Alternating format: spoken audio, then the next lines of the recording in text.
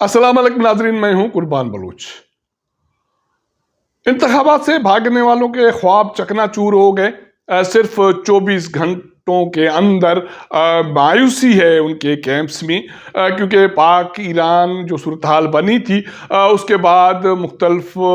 जो सियासी धड़े थे, सियासी जमातें थीं या कायदीन थे, उनकी इनडायरेक्टली ये ख्वाहिश मंजर पे आ रही थी कि इंतखाबात कुछ अरसे के लिए, कुछ माह के लिए इल्तवा का शिकार हों। लेकिन इसके हवाले से वाज़ेह पैगाम दे दिया गया है कि इंतखाबात वक्त पर होंगे। ना सिर्फ ये बात है, दूसरी तरफ साबिक़ वज़ीर-ए-आज़म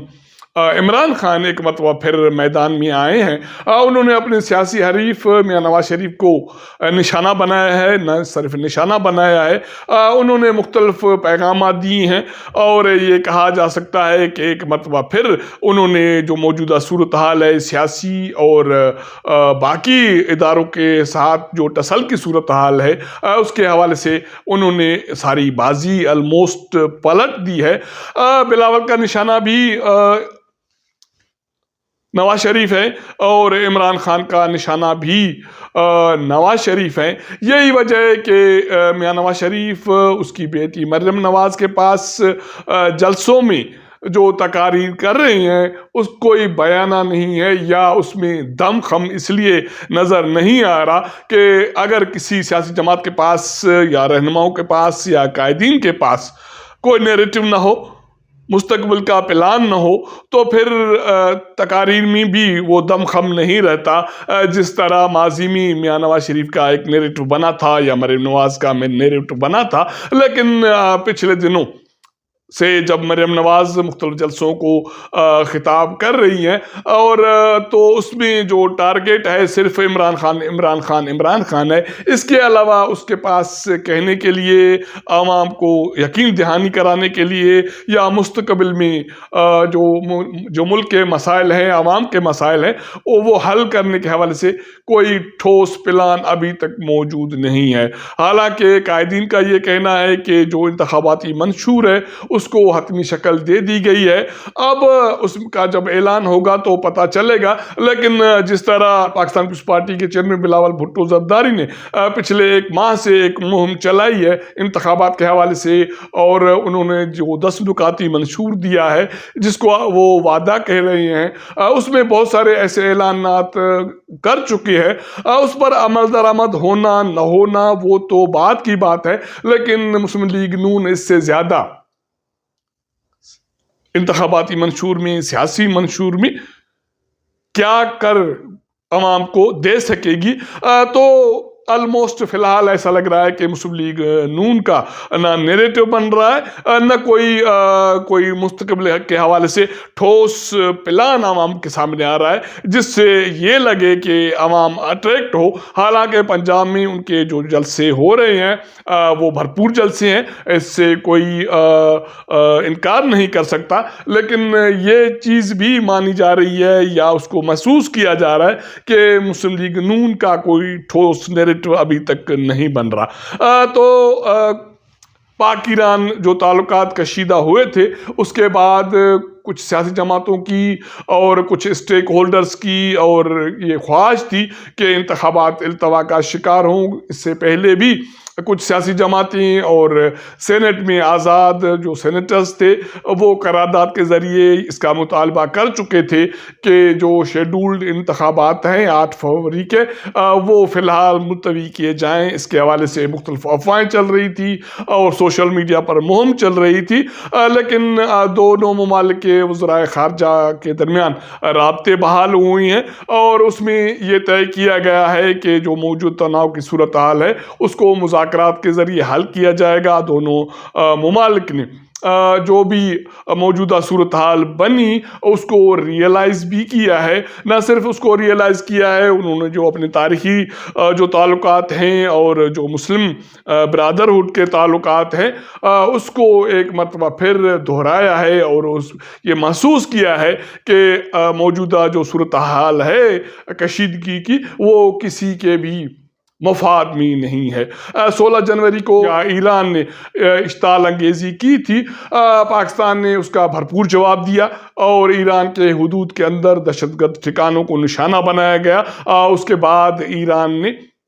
جو موجودہ صورتحال کے حوالے سے جو معاملات سامنے آئے ہیں، اپنی غلطی کو انڈائریکٹلی نہ صرف تسلیم کیا اور یہ بھی کہا ہے کہ پاکستان کی خود مختاری اور اس کی جو سلامتی ہے اس کو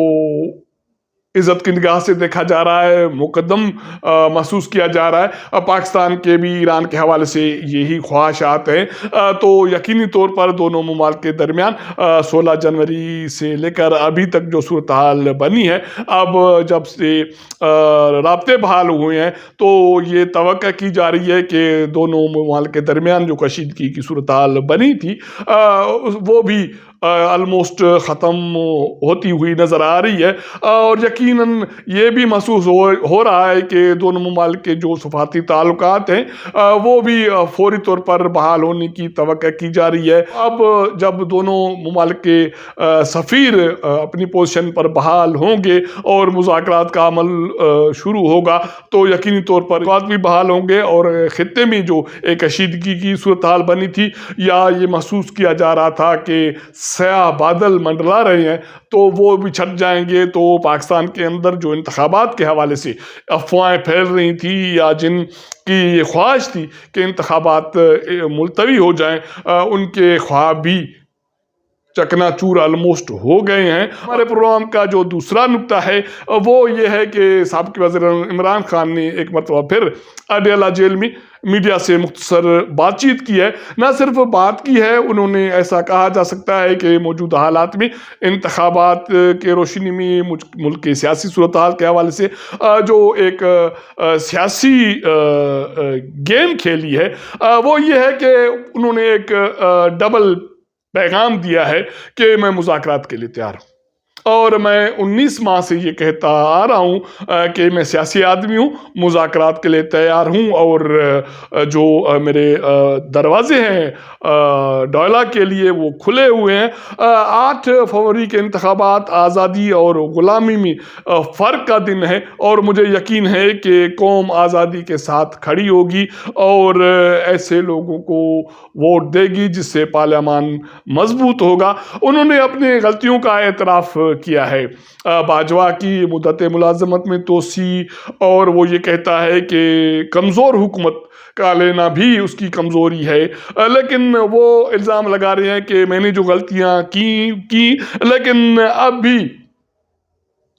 اسی طرح کی کنٹرولڈ حکومت بنانے کی کوشش کی جا رہی ہے، کیونکہ وہ یہ اعتراف کر رہے ہیں کہ 2018 میں انہوں نے جو حکومت سنبھالی تھی وہ کنٹرولڈ حکومت تھی، جو اس کی غلطی تھی، لیکن میں اب سیاسی مذاکرات کے لیے تیار ہوں۔ پی ڈی ایم کے ساتھ بھی میں نے مذاکرات کیے تھے،